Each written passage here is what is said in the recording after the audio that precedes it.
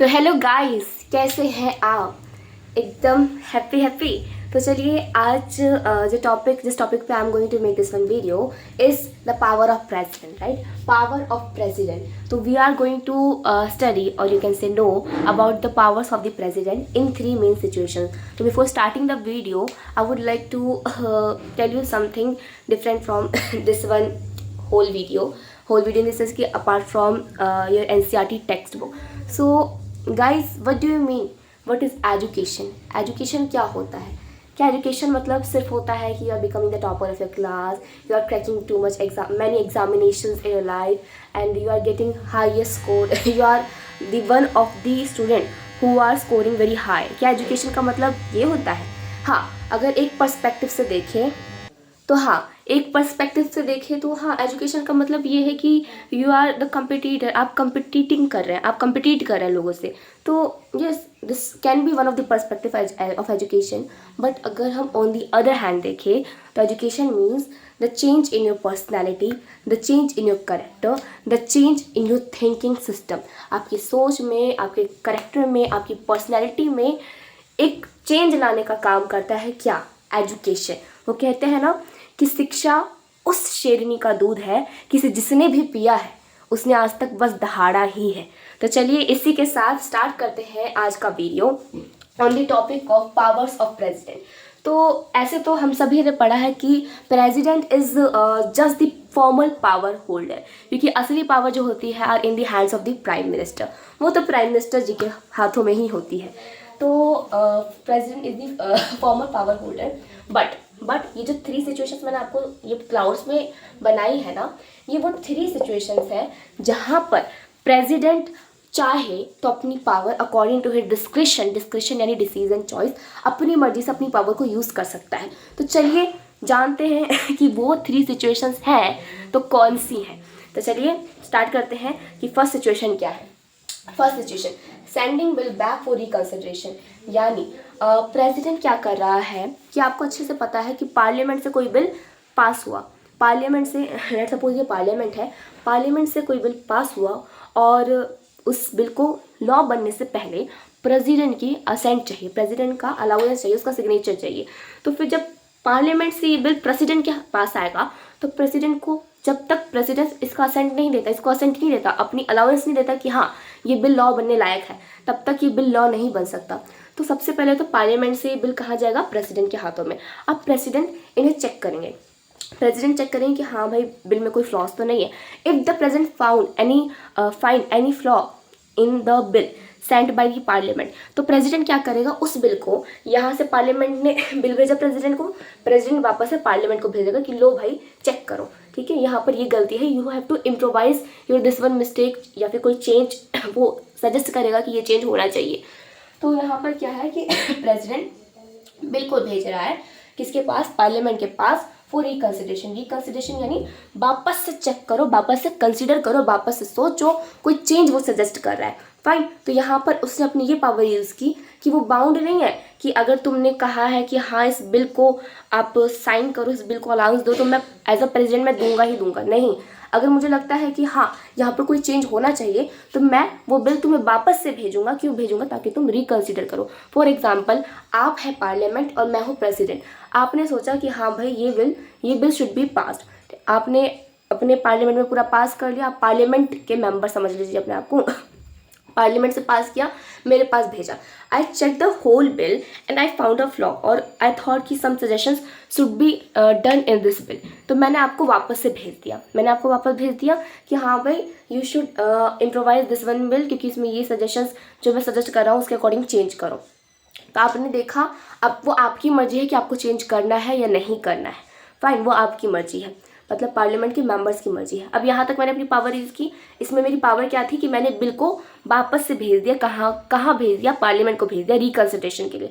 अब नेक्स्ट देखिए कि आगे क्या होता है. अगर पार्लियामेंट वापस से प्रेसिडेंट को बिल भेज दे कि हाँ या तो चेंज करके या तो चेंज बिना किए, अगर पार्लियामेंट को लगता है कि हाँ चेंज होना चाहिए जो प्रेसिडेंट ने कहा, तो पार्लियामेंट चेंज करेगा. इफ़ द पार्लियामेंट थिंक्स कि नहीं, जो बिल है एकदम करेक्ट है, इसमें और चेंज की नीड नहीं है, तो जो पार्लियामेंट है वो प्रेसिडेंट को अगर वापस से बिल भेजता है, तब प्रेसिडेंट क्या करेगा देखते हैं. If the council of the minister, मतलब जो पार्लियामेंट में बैठे हैं, council send the bill back to the president, then the president would be bound, bound थोड़ा मिस हो गया था, मैंने यहाँ पर लिख दिया, then the president would be bound to give his assent. तब प्रेसिडेंट की पावर कम हो जाती है, तब प्रेसिडेंट बंध जाता है। किससे बन जाता है कि हाँ अब तो उसे बिल पास करना ही पड़ेगा। यानी अगर पूरे फर्स्ट सिचुएशन को समराइज करें तो ये था कि आप पार्लियामेंट है, आपने कोई बिल पास किया, फिर आपने मुझे भेजा मेरे असेंट के लिए, मेरे सिग्नेचर के लिए। मुझे लगा कि इसमें ये मॉडिफिकेशन शुड बी देयर, तो I sent the bill back to you कि हाँ भाई इसमें ये मॉडिफिकेशन करो। फिर आपने वापस से मुझे वो बिल भेजा। सेकेंड टाइम जब भेजा ना, तो then I will be bound to give my assent, the president will be bound to give his assent. अब प्रेसिडेंट की पावर नहीं रही, अब प्रेसिडेंट को असेंट देना ही पड़ेगा, वो चाहे या ना चाहे। फर्स्ट टाइम उसके पास पावर थी, सेकेंड टाइम में नहीं रही। तो ये थी our first one situation. Second आ जाते हैं वीटो पावर। अब the president has veto power, so let's discover कि हाँ ये वीटो पावर होती है तो क्या होती है, किस खेत की मूली है। तो चलिए जानते हैं कि there is no mention of the time limit within which the president must send the bill back for reconsideration. अब जो मैंने आपको फर्स्ट वाली सिचुएशन में फर्स्ट टाइम बताया था ना कि फर्स्ट टाइम जब पार्लियामेंट ने बिल प्रेसिडेंट को दिया उसके असेंट के लिए, तो आप समझ लीजिए कि वो फर्स्ट सिचुएशन है कि आप पार्लियामेंट है और मैं प्रेसिडेंट हूँ, आपने वो बिल मुझे दी रिकंसिडरेशन के लिए। अब फर्स्ट टाइम तो मैं बाउंड नहीं थी ना, सेकेंड टाइम मैं बन चुकी थी। फर्स्ट टाइम क्या है कि अगर मैं चाहूँ तो अपने पास ही रख लूँ वो बिल, वो मेरी मर्जी है। मैं अपने पास कहीं ड्रॉर में छुपा कर रख लूँ कि भाई मुझे तुम्हें देना ही नहीं है, मुझे तुम्हें रिकंसिडरेशन के लिए भी नहीं देना। अब ये मेरी चाहत इसलिए ऐसी है क्योंकि जो कॉन्स्टिट्यूशन है, कॉन्स्टिट्यूशन में कोई टाइम लिमिट गिवन ही नहीं है। कॉन्स्टिट्यूशन ऐसा नहीं कहता कि हाँ अगर पार्लियामेंट प्रेसिडेंट को कोई बिल देती है असेंट के लिए, उसके असेंट के लिए, तो प्रेसिडेंट को इतने हफ्तों में या इतने महीनों में अपना असेंट देना ही पड़ेगा। वो मेरी मर्जी है, मैं विदहोल्ड भी कर सकती हूँ या मना भी कर सकती हूँ कि मैं अपना असेंट दे ही नहीं रही। मैं ना रिकंसिडरेशन के लिए आपको बिल दे रही हूँ और ना ही मैं अपना असेंट दूंगी, ना ही मैं अपना सिग्नेचर दूंगी, मैं अपने पास ही बिल रखूंगी, यानी मैं बिल पास ही नहीं होने दूंगी। और ये बहुत बड़ी पावर है, ये वीटो पावर कोई छोटी मोटी पावर नहीं। यानी प्रेसिडेंट चाहे तो कोई बिल को लॉ में कन्वर्ट होने से हमेशा के लिए, जब तक अपना टेन्योर है, रोक सकता है। तो यहाँ पर हमने क्या पढ़ा वीटो पावर में कि there is no mention about the time limit. Time limit का कोई मेंशनिंग ही नहीं किया गया है कॉन्स्टिट्यूशन में कि प्रेसिडेंट को इतने टाइम लिमिट में रिकंसिडरेशन के लिए भेजना है। अगर वो रिकंसिडरेशन के लिए चाहता है कि हाँ पार्लियामेंट वापस से सोचे इस बिल के बारे में, तो वो भेज सकता है। और तब अगर पार्लियामेंट ने सेकेंड टाइम भेज दिया कि नहीं आपको अपना असेंट देना ही पड़ेगा, तब प्रेसिडेंट विल बी बाउंड, उसे भेजना ही पड़ेगा, उसे अपना असेंट देना ही पड़ेगा।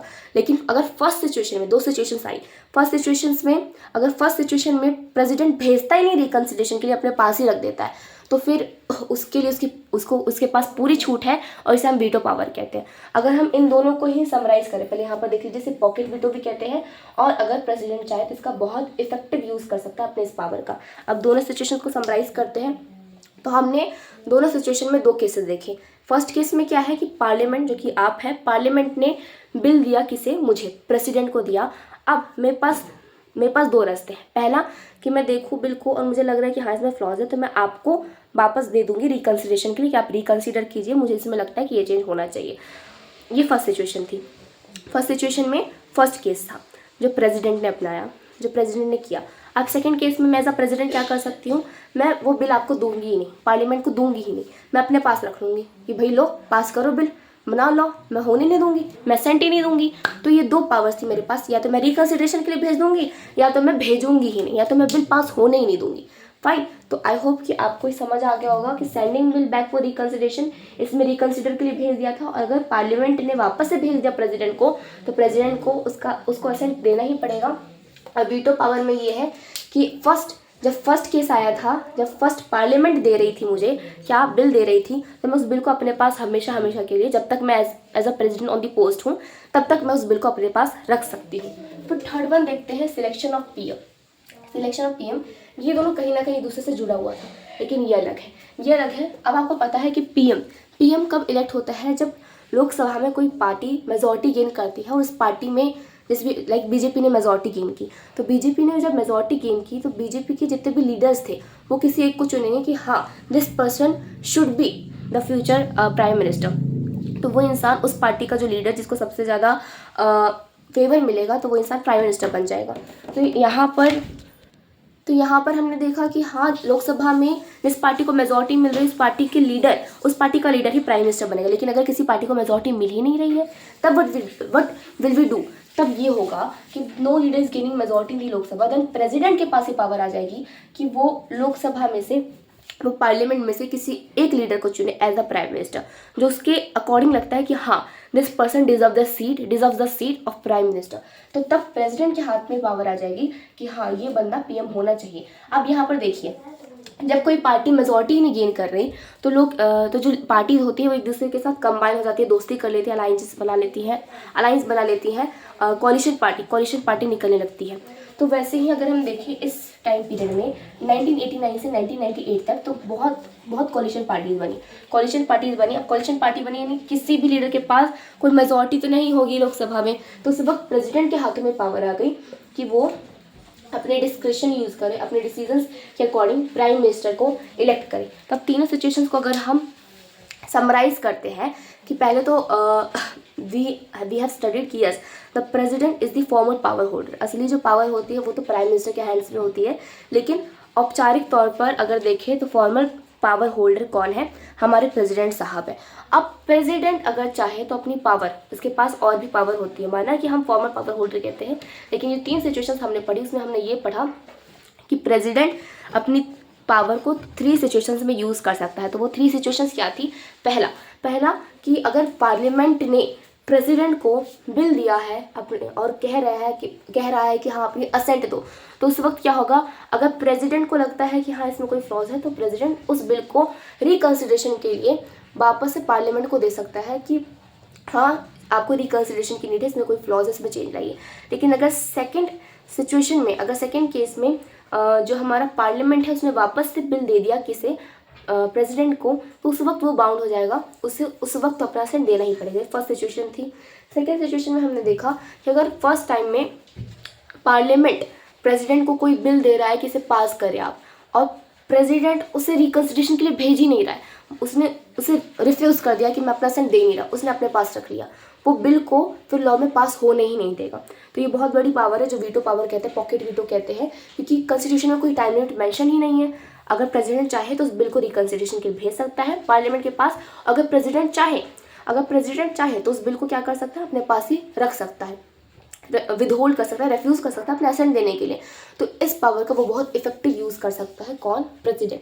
फिर थर्ड वाले पार्ट में हमने देखा कि अगर किसी पार्टी को मेजॉरिटी ही नहीं मिल रही लोकसभा में तो फिर उस वक्त हो सकता है कि 1, 2, 3 लीडर्स ये क्लेम कर रहे हो कि हाँ मैं प्राइम मिनिस्टर बन सकता हूँ, तो ऐसे में 2-3 को तो हम चुनेंगे नहीं प्राइम मिनिस्टर। तो उस वक्त प्रेसिडेंट के हाथों में पावर आ जाएगी। कौन सी पावर आ जाएगी?